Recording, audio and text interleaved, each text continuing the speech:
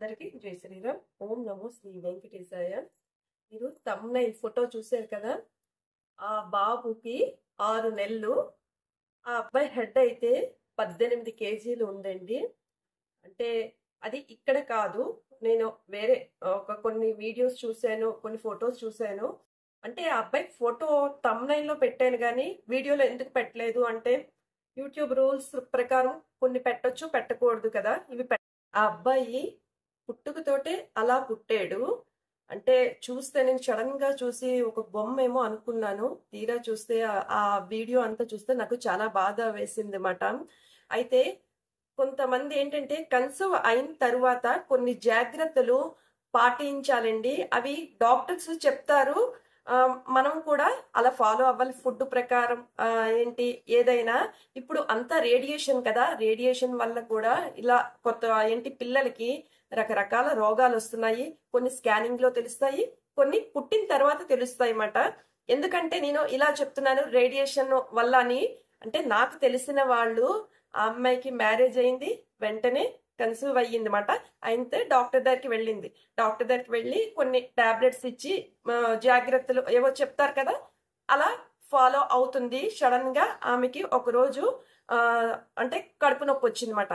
తీరా చూస్తే ఆ లోపల ఉన్న బేబీ ఏమో ఇలా మెల్ట్ అయిపోయినట్టు అయిపోయిందంట. ఎందుకు అయింది అంటే, ఆ అమ్మాయి చేసిన తప్పు. అంటే డాక్టర్స్ చెప్పింది ఏంటంటే, ఆ అమ్మాయి ఇప్పుడు అంతా సాఫ్ట్వేర్ కదా, ఇప్పుడు ల్యాప్టాప్ ఏమో ఒళ్ళో పెట్టుకొని తను వర్క్ చేసేదంట. అయితే ఆ వర్క్ చేయడం వల్ల ఆమెకి ఆ రేడియేషన్ అనేది ఆ లోపల బేబీకి ఎఫెక్ట్ అయ్యి అలా అయ్యింది అని చెప్పేసి అబార్షన్ అయిపోయింది అనమాట ఆ అమ్మాయికి. అది డాక్టర్ చెప్పింది మాట. కొంతమంది తల్లులు చేసిన తప్పులు కూడా ఉంటాయి, మళ్ళా తర్వాత పిల్లలు అనుభవించవలసి వస్తుంది కదండి. అంటే నాకు అందుకు ఈ తెలిసి ఈ వీడియో చేస్తున్నాను అనమాట. అయితే రేడియేషన్ అంటే ఇప్పుడు ల్యాప్టాప్లు, సెల్లు, ఇంకా ఇంట్లో ఏంటి వైఫై పెట్టుకుంటాము, ఇలా ఎన్ని రకాలుగా ఉంటుంది కదా రేడియేషన్ అనేది.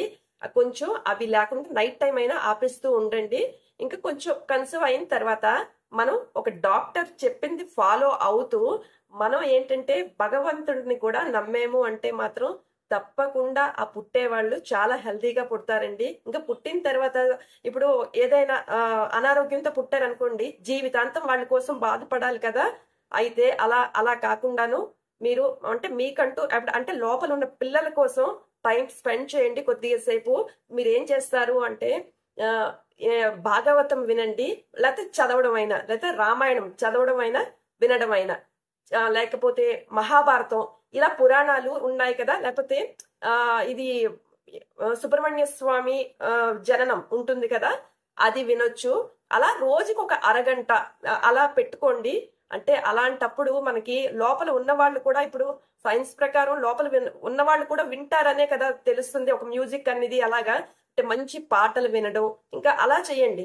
చేసి మళ్ళా ఏం చేస్తారు, కొంతమంది ఏంటంటే క్రైమ్ స్టోరీస్ చూస్తారండి. అలాంటివి అస్సలు చూడకూడదు. చాలా మంది ఇప్పుడు సీరియల్స్ లో అంతా అదే కదా, అది చూడొద్దు. అంటే మనం కొద్ది రోజుల పిల్లల కోసం మనం ఇలా ఉండడం తప్పు కాదు కదా.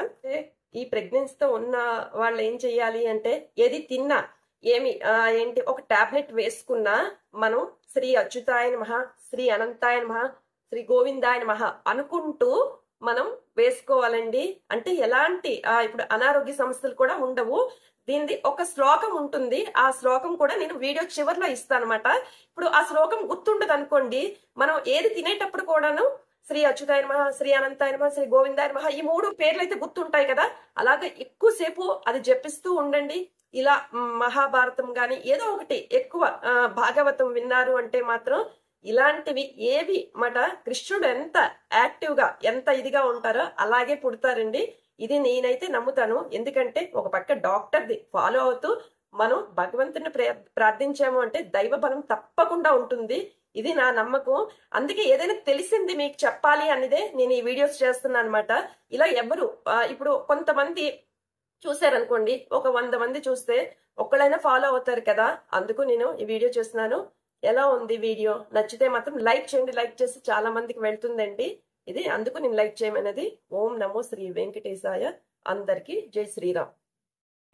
అచ్యుతానంత గోవింద విష్ణు నారాయణామృత రోగాన్మే నాశయాశేష నాసు ధన్వంతరే హరే. ఈ శ్లోకం ఎవరైనా చదవచ్చండి. పిల్లలేంటి, పెద్దవాళ్ళేంటి, మంచం మీద ఎవరైనా ఉన్న వాళ్ళు కూడా చదవచ్చు. ఇది